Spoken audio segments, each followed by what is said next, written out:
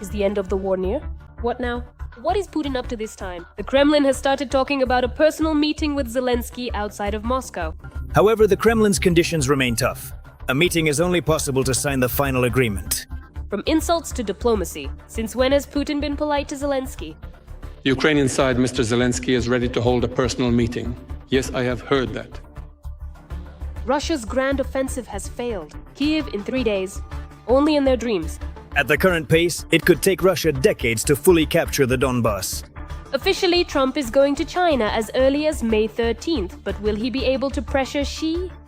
A new blow to the Russian Federation. A key ally of Ukraine is strengthening Ukrainian artillery. With Norway, we will begin joint production of long-range 155mm shells. Exactly the kind of ammunition we need. It's not enough for Trump. US aviation is already off the coast of Cuba. The story with Venezuela is repeating itself.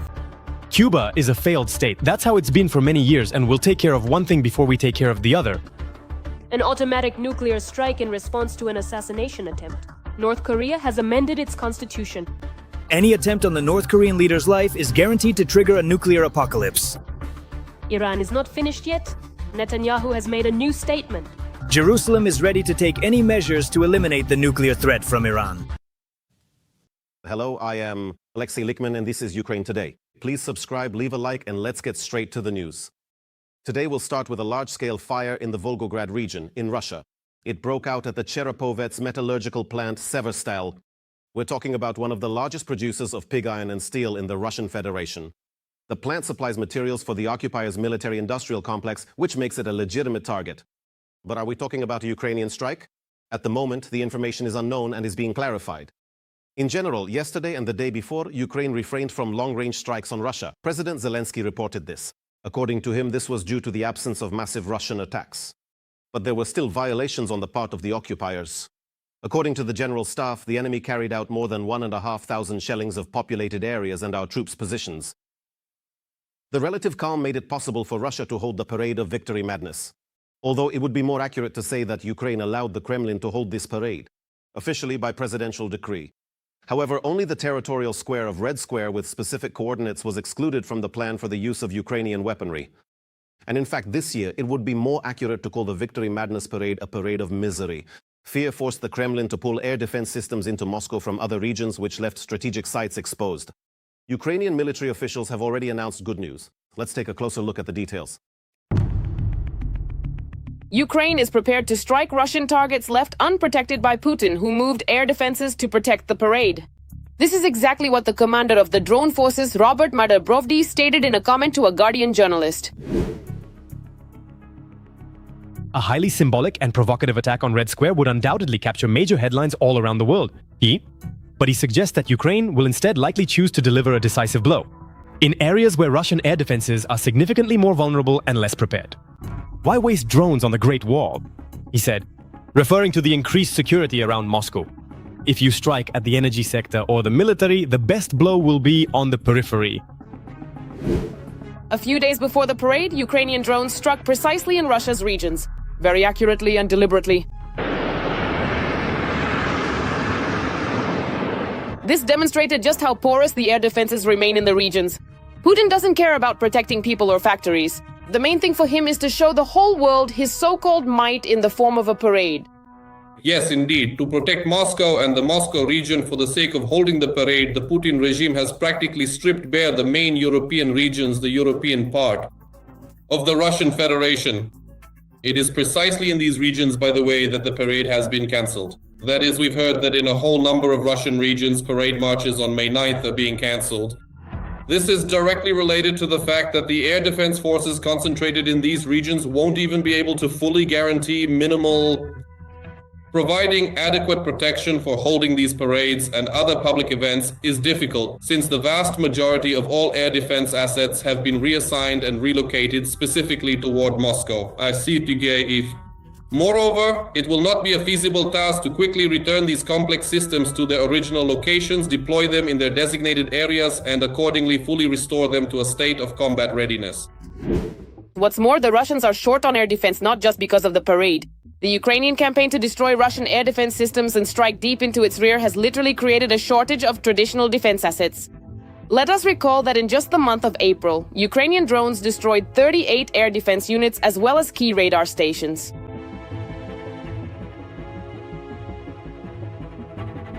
Ukrainian drones are hitting the Kremlin's image of great power so hard that even Putin himself has started begging for a temporary truce just to be able to hold his victory-obsessed show on Red Square in peace. Even after the strikes on the air traffic control center in the Rostov area and the transport collapse at airports in the south of the country, Putin responded like this. The Kiev regime has perpetrated yet another deliberate act that is, beyond any shadow of a doubt, of a terrorist nature. To be more specific, it directly impacted and struck the Rostov Regional Air Traffic Control Center. This, beyond any shadow of a doubt, could have seriously compromised and jeopardized the safety of civilian aircraft in the surrounding airspace. Fortunately, no tragic events or accidents occurred as a result. But it's nothing serious. The main thing is it wasn't on Red Square. Earlier, the Kremlin threatened to strike Kiev with a nutcracker if there was an attack on Moscow. But as Viktor Sobolev, a member of the State Duma Defense Committee, stated, Russia will not bomb Kiev over the aviation collapse. Russia will only strike if their sacred parade is disrupted. Once again, not because of attacks on factories, key centers, or oil, but only because of strikes on the parade. Yes, because Putin doesn't care about anything else. For Putin, of course, the top priority is holding the parade, no matter how meager it may be. And no matter how depressing it may look by 2026, and no matter how much it demonstrates Russia's weakness and frailty. But still, for Putin, the most important thing is holding the parade in Moscow. Russia is asking for a pause to celebrate victory. After all, Russia hasn't even gotten up off its knees yet. Putin made an agreement with Zelensky for a ceasefire from May 9th to 11th, solely so he could show off on Red Square in peace while telling stories about the great victory. That our cause is just, we are united. Victory has always been and will always be ours. Glory to the victorious people, glory to the veterans, glory to the armed forces of Russia. Happy holiday to you, happy Victory Day, hooray. Zelensky allowed the parade in order to create a lull at the front and carry out a prisoner exchange. After all, people are more important. That's the difference. This is an absolute disgrace and humiliation for Putin's regime. The entire Russian official circle, the whole political elite and propaganda pool were literally beside themselves in hysteria over the threat of a strike on Red Square. And they threatened a nuclear strike, and a strike on Kiev, specifically on the government quarter. They threatened the embassies located in the area of the quarter. They made a formal appeal directly to Trump, earnestly requesting that he step in to serve as a neutral mediator regarding the upcoming parade.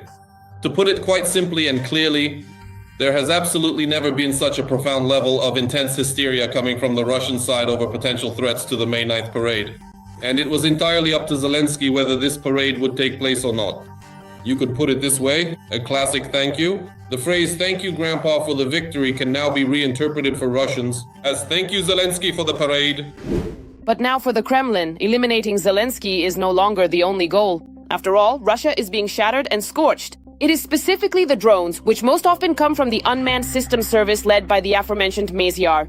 He has become a target for Russian special services and a real source of fear for Putin. The devastating strikes by his brigade have become a serious challenge for Russia.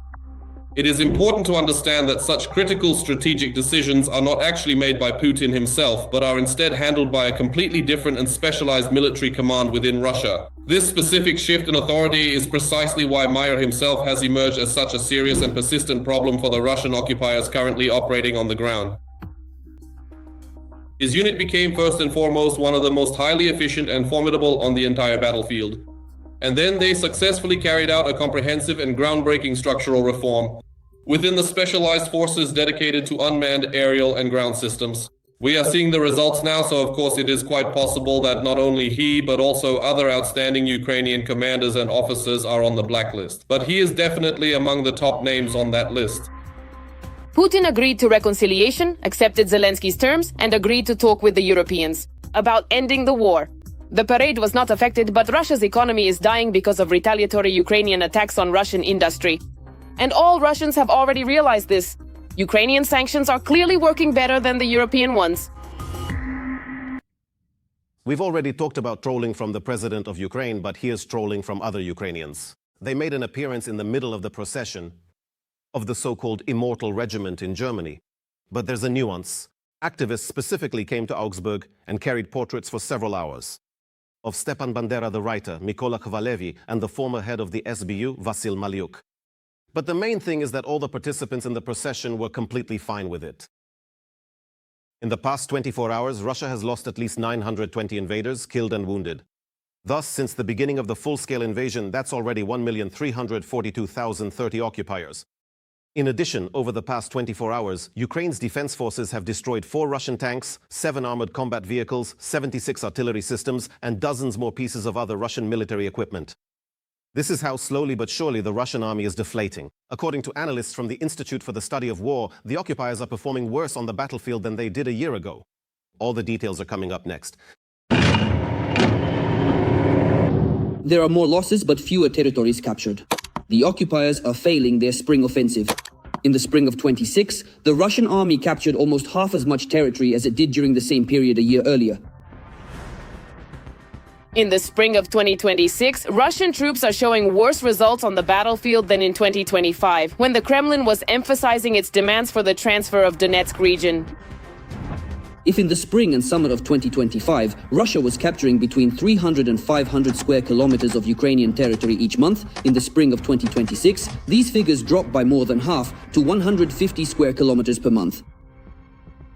The front line at this point, thanks to innovative solutions by the Ukrainian General Staff, such as the use of drone wall tactics, ground robotic systems, and remote mining, is practically static, but it should be noted that Ukraine's defense forces are employing what is known as an active defense approach.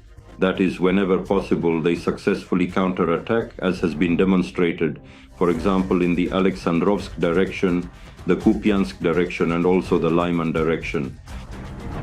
Middle strike drones also play an important role in holding back the occupiers, as the Ukrainian armed forces use them to hunt down air defense systems and to target the aggressors' logistics deep behind enemy lines.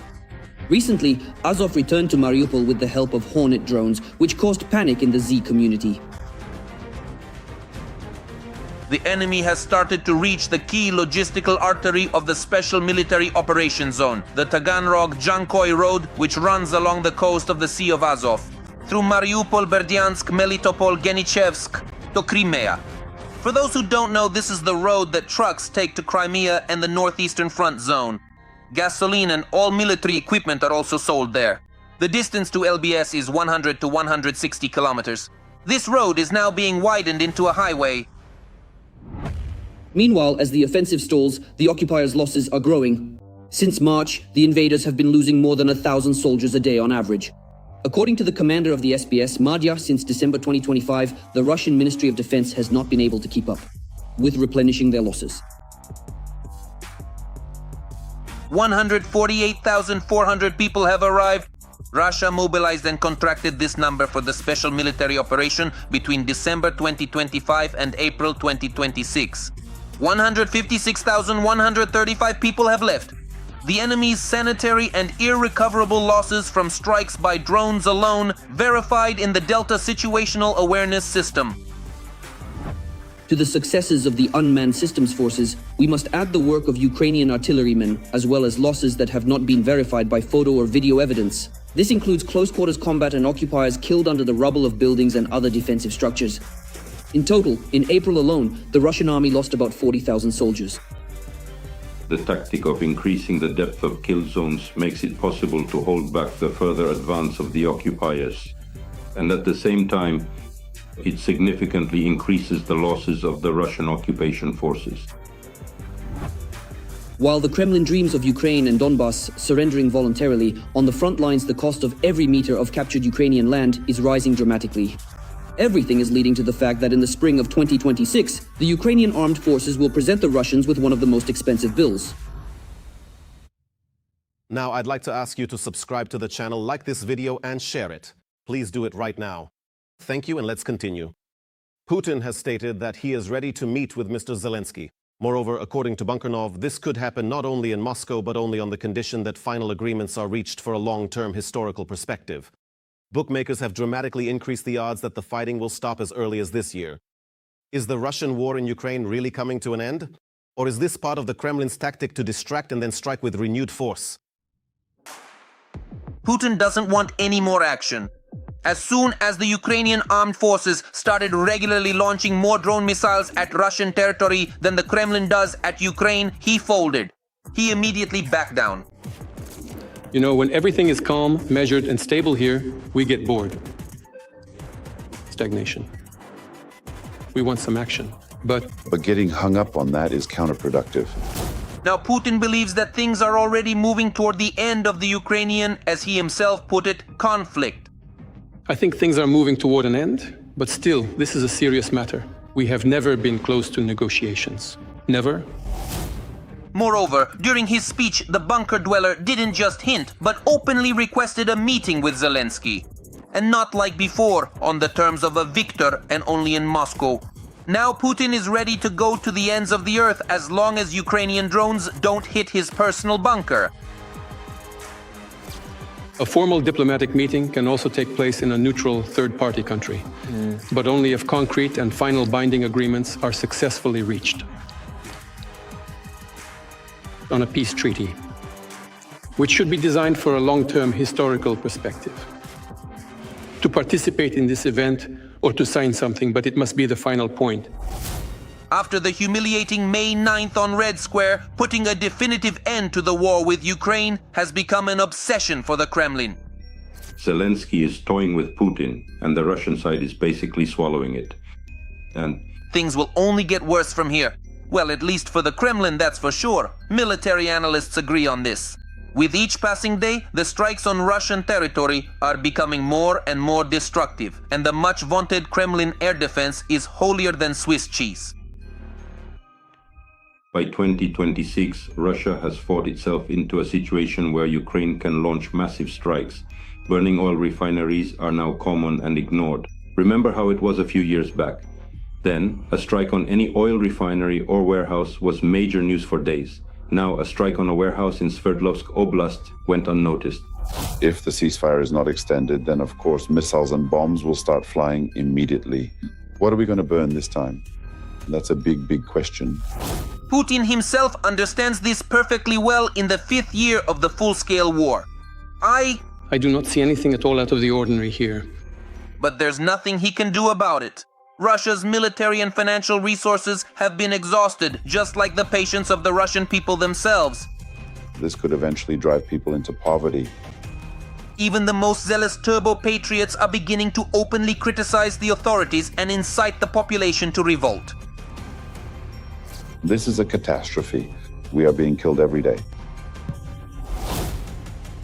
And the outlook for the Russian army and ordinary Russians is even bleaker than today's oil rains over Perm and the environmental disaster in Tuapse.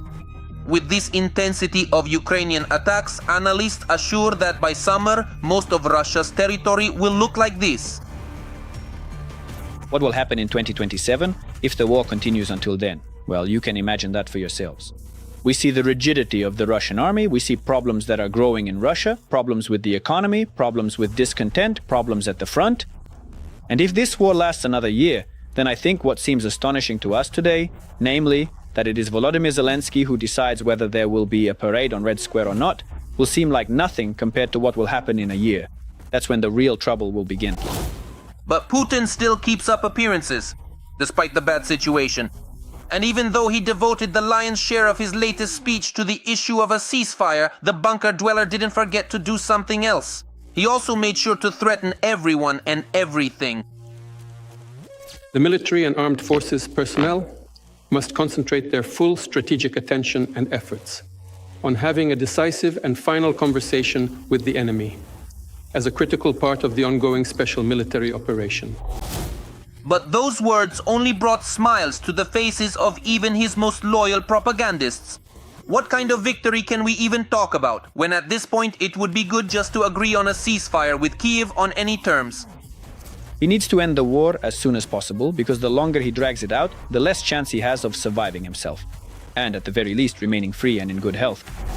Meanwhile, global bookmakers have started placing their bets on peace in Ukraine, and it must be admitted they are extremely optimistic. For the first time since the start of the full-scale invasion, online prediction platforms have rated the probability at 100%. the probability of achieving an end to the war between Russia and Ukraine by December 31st, 2026. By the way, as recently as May 8th, participants in the betting estimated the likelihood of such a scenario at about 28%. So according to bookmakers, the Kremlin and global analysts, the chances of a ceasefire in the very near future are extremely high. However, Ukraine and the armed forces of Ukraine are not letting their guard down. Ukraine and Russia are preparing a large-scale prisoner exchange. 1,000 for 1,000. Kiev has handed Moscow its list, compiled based on the length of time Ukrainian soldiers have spent in captivity. Negotiations are currently ongoing. Earlier, President Zelensky stated that the exchange must take place. According to him, these guarantees were assumed by the Americans. German Defense Minister Boris Pistorius arrived in Kiev on an unannounced visit.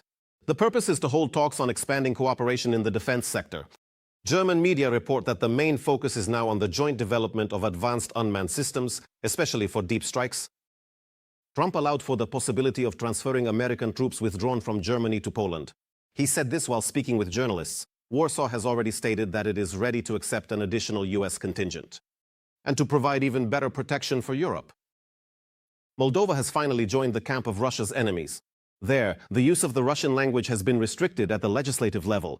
There are factors indicating that Chisinau is preparing to expel the Kremlin occupiers from the so-called Transnistria. Next, about how the great geostrategist Putin is losing control. Moldova is moving even further away from Russia, now also on the language issue. The day before, the country's parliament restricted the use of the Russian language, which immediately drew a reaction from pro-Russian politicians. Mr. Radomarian, please take your seat. Please take your seat. Mr. Radomarian, please take your seat. Order, please. Please, Ms. Makari. The new rules have now set time limits for speeches and declared Romanian as the only working language in parliament. Previously, Russian was classified as the language of interethnic communication, and documents were regularly translated into it, which often became a reason for speculation and disruption of deputies' work, as happened at the last session. It is becoming increasingly evident that there are such indicators that show the Russian state-controlled information apparatus is now gradually shifting its primary focus to more social topics. At the same time, understanding the enormous pressure of Russian propaganda, Moldova is trying as best it can to distance itself to a safe distance from the Russian Federation. By the way, the recent statement about the country's withdrawal from the CIS is clear confirmation of this. The Commonwealth itself, created as a union of equals from the very beginning, became an association of almost powerless satellites of Moscow. And it was impossible to endure this endlessly. For Russia, the CIS was nothing more than a tool to keep the former Soviet republics within its sphere of influence. Agreements with the CIS, as well as trade with Russia and migration agreements, were nothing more than a club that Russia used against its disobedient former colonies. The European Union today appears to be the complete opposite. That is exactly where Moldova has set its sights, which was supported by the majority of the population in a referendum and by re-electing a pro-European president. We know what disinformation, energy sabotage, economic pressure, and election interference look like. We share this experience with other countries facing similar tactics. That is why Moldova's accession to the European Union will be an act of strategic alignment for the entire Union. After all, we are a stable democracy on the eastern border with direct experience of hybrid warfare, implementing real reforms, and possessing the political will to become a reliable partner. One of the last arguments of Moscow's supporters is cheap energy resources for allies. This argument was voiced both when the country left the CIS and with every new anti-Russian decision made by the authorities. However, just like then, now this remains nothing more than Kremlin propaganda. The energy argument is one of the Russian proxy's favorites. Membership in the CIS supposedly gives us access to cheap energy resources, which is actually a lie. And this argument falls apart in 2 seconds. By the fact that throughout its entire membership in the CIS, the Republic of Moldova never gained access to natural resources or natural gas from Turkmenistan, Azerbaijan, or Kazakhstan, which are much cheaper than Russian ones. The language issue is probably the Kremlin's second favorite topic. It was precisely under the pretense of protecting the Russian-speaking population that they launched the war against Ukraine. Today, these arguments are also being voiced in the Moldovan parliament. For example, a certain Alexander Vashenin from the right-wing party Democracy at Home stated that democracy is degrading because of such restrictions. The ongoing campaigns of disinformation and the hostile influence operations being carried out against Moldova are integral components of a much broader hybrid theater, and part of the unprovoked war that Russia is currently waging against Ukraine. Some other members of parliament are calling for neutrality. They say, let's not quarrel with either Moscow or Brussels. However, again, based on Ukraine's experience, it can be said with confidence that this position is doomed to fail. For decades, all the pro-Russian forces in Moldova have been telling us, why not? Let's be friends with both sides. Let's be a bridge between East and West. Let's live on the bridge. It's so wonderful. But now their leader, the spiritual leader of Russia, that's Putin, has said that no, it's impossible. It's either one way or the other. Moldova chose that path and received incredible support from Europeans. For example, the head of European diplomacy, Kaja Kallas, proposed doubling EU funding for Moldova's defense, as well as fast-tracking the country's accession to the European Union. Her position is supported by almost all members of the alliance. Moldova did this to align itself with the European Union's common foreign and security policy. This is undoubtedly a very good step and the right choice for the Moldovan people, because Russia cannot be relied upon. That is why we will continue to support Moldova in all its efforts on the path to Europe. One aspect of this path is Transnistria. At the state level, a decision has already been made to return the republic to the country. As a temporary solution, external administration of the region by the European Union is being proposed. And when people in Tiraspol can clearly see the difference between the European approach and, as it is today, the Russian one, the question of which side offers a better life will answer itself. A new global threat. Passengers from the infected cruise liner MV Hondius are returning home under strict isolation conditions. The first positive tests and symptoms of hantavirus have been recorded among US and French citizens. The evacuation from the Canary Islands has turned into a large-scale medical operation. People are being transported in special protective suits. One of the 5 Ukrainians on board is also being evacuated. The other 4 remain on the ship as part of the crew to help deliver the liner to the Netherlands. There, they will undergo quarantine in one of the medical facilities. Meanwhile, the Associated Press reports that one of the passengers of the MV Hondius began showing symptoms of hantavirus on board the plane during the flight home. It is not yet known who exactly is being referred to. We will continue to monitor the situation. Finally, a word about life, which goes on even in such turbulent times. British boxer Tyson Fury challenged Alexander Usyk to a third bout after 2 defeats by the Ukrainian. Alexander agreed. Both boxers recorded emotional videos in which they playfully teased each other. In particular, Usyk called Fury a greedy belly.